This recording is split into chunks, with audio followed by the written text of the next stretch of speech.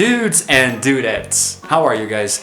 This is Chazzy and welcome back to the Mixer, and today I'm going to be talking about something that I mentioned in my last video talking about Linkin Park. It's going to be kind of like a two-part series where I do two things related to the same thing, so consider this sort of like a spiritual sequel to that video there. You guys can go watch it now or even later. Wait till this one is over. Doesn't really matter what order you see them in, and because I talked a lot about them, today is the day where I'm going to be covering the life and tragic death of Chester Charles Bennington, who was the lead vocalist for Linkin Park for many years, and he also served as a vocalist for Dead by Sunrise. That was his side project in 2009, and then at some point he became the vocalist for Stone Temple Pilots as well, so he was an all-around good guy. He was really good with the singing and the vocals, played for different bands, and I'm going to be covering a little bit more about what happened that may have led him to take his life.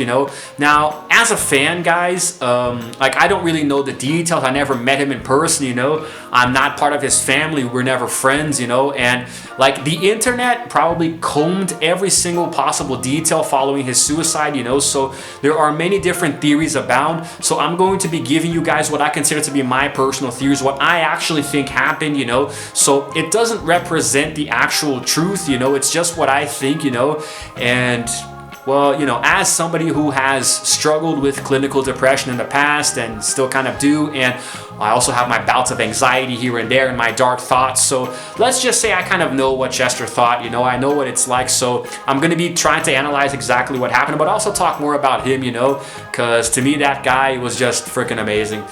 But anyway, so as you guys know, he played for Linkin Park. He was the vocalist there, and he had a history before that. He did try to find success with other bands. I do believe his very first project ever was with a band called Sean Dowden and His Friends. And that's literally how you pronounce it. There's a question mark at the end of the band's name. He played there for a little bit. He was the vocalist there as well. Then he moved on to Grey Days, which is spelled differently, but you pronounce it Grey Days. Like the day that's gray. And it was kind of like a grunge act, an early hard rock kind of thing. You can still find them on Spotify. You can actually play their songs, but of course they pale in comparison to what he did later with Linkin Park, and following the success through Linkin Park, he actually became he created his little side project, before 1,000 Suns came out in 2010 for Linkin Park. In 2009 he made Dead by Sunrise, which to me is amazing. I love that band so much. Unfortunately they have just one album. They disbanded shortly afterwards. He got together with some guys from Julian K, and he made a new side project. Very good band. I like it a lot, and I wish they had released more songs. It's sort of like almost like a hard rock kind of thing, but the kind of hard rock that you wouldn't find in Linkin Park, because the songs just didn't fit stylistically. So he made a new band and just dumped them all there, Very, very good album. If you didn't hear it, I definitely recommend you streaming it on Spotify. And sometime later, I think in 2015 or so, or even, no, 2013 probably, because that's when he released the EP. He became the vocalist for Stone Temple Pilots, one of his most favorite bands ever when he was a kid growing up, so it's kind of like a dream come true, Scott Weiland wasn't with them anymore, so he released an EP called The Rising Tide, he went on tour with them, but they never released a full-length album, I guess maybe Linkin Park he made him a little bit too busy, but yeah, Chester had a very good style of singing, he had really good melodic singing and a nice little Fry Creek guttural screaming, so we always would say that he sung like an angel and screamed like a demon. That's how you describe Chester Bennington in a nutshell. Very powerful screams, dude, and amazing vocal range, even though there were a few periods of his life where there was some substance abuse involved, he managed to keep his voice going on very well into his 40s, so yeah, guy was awesome. I know that for me, when I'm inside myself, when I'm in my own head, it gets this place right here, this skull between my ears, that is a bad neighborhood, and I should not be in there alone.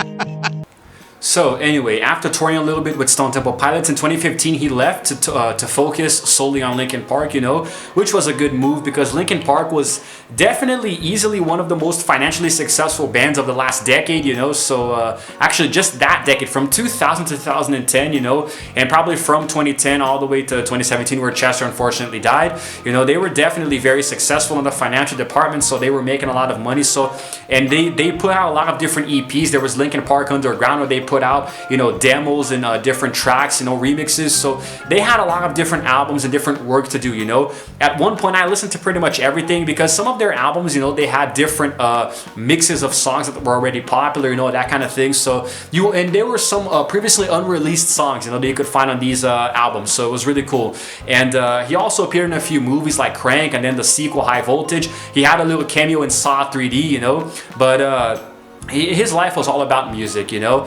And the thing with Chester is that, well, this should come as no surprise, but he struggled with depression, you know, and also substance abuse for most of his life, you know. So it wasn't just in the early days, you know, but he had a very rough upbringing, you know. He was in school, you know, he was scrawny, he looked a little strange, so he was bullied a lot. He was pushed all over the place, you know, stuffed in lockers, garbage cans, everything you guys can imagine, you know. At one point he started suffering sexual abuse from an older friend of his, you know, and he didn't want to say anything because he didn't want to come out as gay. He didn't want anyone to think he was coming out as gay, you know, so he suffered that a lot, and he couldn't do anything to stop it, even though his father was a private detective, which is very ironic, you know. I don't think his mother was too present in his life when he was younger, but the point is that he started getting into drugs at an early age. I think at one point he even worked at a burger joint, maybe McDonald's or something, or a Wendy's. He was working at one of these restaurants, you know, and all of his money was spent buying drugs, you know, to get high and I guess forget about his problems. So he pretty much buried himself in a bunch of different he still had a dream to become a musician, you know, and a lot of his songs, a lot of his torment you can hear in Linkin Park's music, you know, in songs like Crawling especially, you know, and In the End, Pushing Me Away, and then later From the Inside, Numb, you know. I mean, you can see, you can feel the pain in these songs, man, you know. I mean, you can't get these demons out of your head. They chase you. They will keep coming after you for the rest of your life until the day you die, probably by them, you know. They cause your death. And depression is something that like he became famous and rich and admired, you know, everybody loved him. Linkin Park is the kind of band, they're not like Slipknot, you know, like Linkin Park, as far as I know, has never been in any kind of controversy at all, neither as a band collectively or individually, the members of the band, you know. So I mean, it's crazy, man, you know, it's crazy. I mean, I don't know, dude, it sucks, you know, it sucks. I mean, because you see somebody becoming so famous with so much money, and that doesn't buy them happiness, you know. Because despite all of this, Chester unfortunately decided to leave us, you know, at a relatively young age. He was 41, and it's actually very tragic, you know, because there was no sign at all. There were no signs, you know. It just kind of happened, you know. And he didn't leave a suicide note like Kurt Cobain, for example, in '94. He didn't leave a suicide note. He just went, you know. He just did it, and it was really crazy. It was crazy, and it took everybody by surprise, you know. I spent like a week or two like not even functioning properly, man, you know. I got a little depressed myself. And 2017 was a hard year for me, you know, and I was going through a lot of crap, and when Chester, you know, suicided, that to me was the final straw, you know. And I was in a very dark place in my personal life back then, so it was really tough, you know. Let's just say I almost did the same thing he did. It's like walking over into the corner and going, I'm just gonna lay down here and just die. It's not like, you know, it's not even like I'm going to kill myself. It's just like, I'm just going to go over here and I'm not going to eat anything. I'm not going to drink anything. I'm just going to lay here. I'm not going to talk to anybody. I'm just going to do that until I die. That's what depression's like. And for me, I've always kind of dealt with that my whole life, you know. So, unfortunately, in 2017, oh boy, here comes the hard part. I hate this part, but I have to do it. You know, this is the topic of the video, right? So he was on vacation with his family in Arizona, and then he left by himself saying that he had work to do, you know. And then on July 20th, you know, a little bit before 9 a.m., he was found dead by his housekeeper in his home in Palo Verdes Estates, you know, or Palo Altos. I'm pretty sure it was called Palo Verdes Estates in California, you know. And, you know, she obviously found him hung by his neck, you know, so it was ruled a suicide by hanging. And there was a half-empty bottle of alcohol on the scene, you know. And when they did the autopsy, it was revealed that there was a trace amount of alcohol in his system, you know. So, I mean, I mean, obviously he drank a little bit of alcohol before, doing it, and maybe this influenced him, I mean, when somebody is addicted to drugs, alcohol in particular, we don't know how much alcohol is necessary to tip the scale and make them go overboard, and think and maybe do something that they might regret later, and because he had such a dependency on alcohol in the past, maybe he relapsed, he couldn't cope with Chris Cornell's death, which, in case you guys don't know, is obviously a related factor in this, because he 2 months earlier, Chris Cornell committed suicide also by hanging, and then Chester does it the same exact way, the same circumstances, and on the exact day of what would have been Chris Cornell's 53rd birthday. So maybe Chester just couldn't bear the thought of not being able to wish his friend a happy birthday, Maybe he thought that having Chris as a friend made it easier to deal with fame, and the depression, the demons inside of Chester, So maybe that's it, maybe that's what happened, They were just trying really hard to help each other out. But when one died, the other couldn't handle it anymore. So despite having so millions of fans and his friends and family members, his kids, he just couldn't take it. He just couldn't take it. There is a video that you guys can watch on YouTube of him, like a little bit before his death. He was playing with his family at his home, and then one of him with his wife Talinda, like on a bridge by themselves, and he says, "It's really nice to be here with you, this moment here of happiness," So there are many ways where he kind of said goodbye. There was during the One More Light tour, when he was singing the song One More Light, you can clearly tell he wasn't really feeling it anymore. He didn't want to be alive. He was getting in very close to the fans and touching them and hugging them, and singing very close to them, almost crying, It's almost like he was saying goodbye, It's almost like he already knew what he wanted to do, This suicide was premeditated.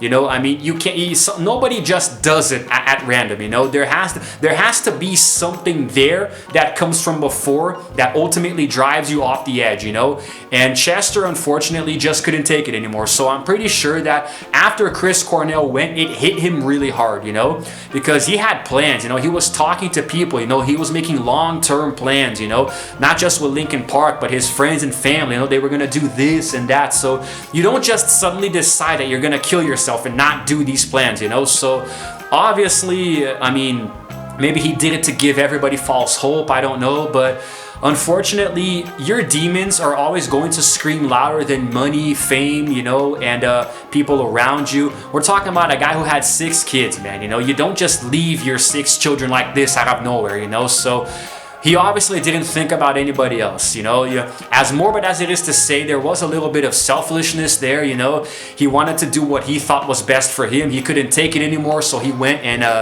took his own life, but he didn't think about how much of an effect it would have on everyone else, But I'm not trying to downplay it, I mean, obviously it's sad, and you obviously should take suicide very seriously, It's not a call for attention, it's a cry for help.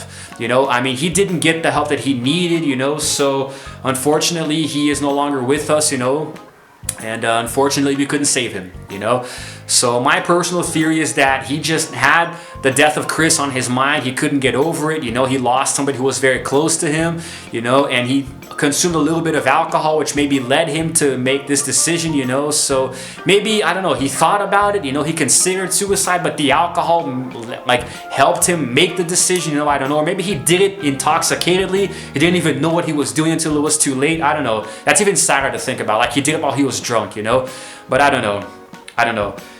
But unfortunately, he left us, Yeah, it sucks, man. It really sucks. Who cares if one more light goes out? Well, in this case, all of us do. And most of my problems are always problems that I cause myself. And that's really what this song's about, is that time where you consciously look at that, and then once you acknowledge what it is, you can separate yourself from it and do something about it. So, immediately after it happened, Linkin Park put out a statement on Twitter. I actually saw that being posted live, that they were just as shocked as we were, but it was true, it wasn't fake news, a rumor going around. It actually did happen, it came from the official source, the band itself. And if it hit us hard, imagine them, because we're fans, guys. It affected us, of course, but we're talking about the guys who were really close with Chester. They worked with him in the band for nearly 20 years, So, I mean, it hurt them much more than us. You can't deny this, especially Mike, who the following year, I believe it was in 2018, he put out an EP called Post Traumatic, where he recorded a few songs talking about the passing of Chester, how it affected him, you know, and then also later a full-length album with those songs and a few others that were unrelated, but the vast majority still were. And he put out his heart and soul into it, man. There was one called Nothing Makes Sense Anymore. I'll leave a music video here for you guys to watch. He did a few music videos as well, and it really messed with his head, you know, like nothing made sense to him. Everything that was up went down, and what was down went up, you know. So the guy who was like his friend and his co-lyricist, who wrote the songs and sang the songs with him on stage, you know, all of the other guys in the band too, you know, Rob and Brad and Dave and Joe, you know, everybody was affected, you know. I can't even imagine their families, you know, Chester's family, his closer friends. And the same year, Linkin Park did a show with a bunch of other artists, you know, where they came together, you know. It was called Celebrating Life in Honor of Chester Bennington, something like that, where it was like a 3-hour long show that you can watch on YouTube, you know, of them coming in and playing Linkin Park songs with them in tribute to Chester, trying to honor him. Mike later went on to say that he was like almost having a panic attack before. He was almost vomiting because he couldn't like even fathom the idea of going on stage without Chester, you know. It is still on YouTube, and to this day I have never watched it, and I never will. I can't bring myself to watch it, you know. It sucks, man. Chester was the voice of a generation. He was the voice of my generation, and I just hope wherever he is now, he's resting in peace, you know. And the band is working on new material. They announced recently that they were working on something new. Mike did say that they would be open to working with a new vocalist, you know, if it felt organic enough, but I don't think it's a good idea. Nobody does, you know. But they do have to make money. They're musicians, so if they can, they have to at least try to replace him so they can go touring, you know, and make some different music. But I'm all for the band just like leaving Linkin Park as it is, almost like a memorial of sorts to Chester, and leave it there, you know, like disband Linkin Park and go make a new band with a different vocalist, you know, playing a different style of music with a whole different name, you know, even if it is the same guys from Linkin Park, just make a whole nother project, you know. I think that would be a little more respectful to Chester, you know, but that's just my opinion, okay. And let's see what's gonna come of this new album of theirs, okay. I'm going to be following it with great interest, okay. But that's it for today, guys. I got to get going because I'm feeling a little tired, and talking about Chester Bennington takes a lot out of me, okay? If you guys like this video, then please give it a like and subscribe to my channel because I release videos every single day. And also hit the notification bell down there to know exactly when I upload, because I do that completely at random. You never know what time my videos are going to be coming out, okay? Yeah, that's it for now. Wherever you are, Chazzy, you know, the other Chazzy, rest in peace. This Chazzy signing out for now. We do share the same nickname, by the way, fun fact. This is Chazzy signing out for now, and as always, I will see you guys in the next video. Roll the outro screen.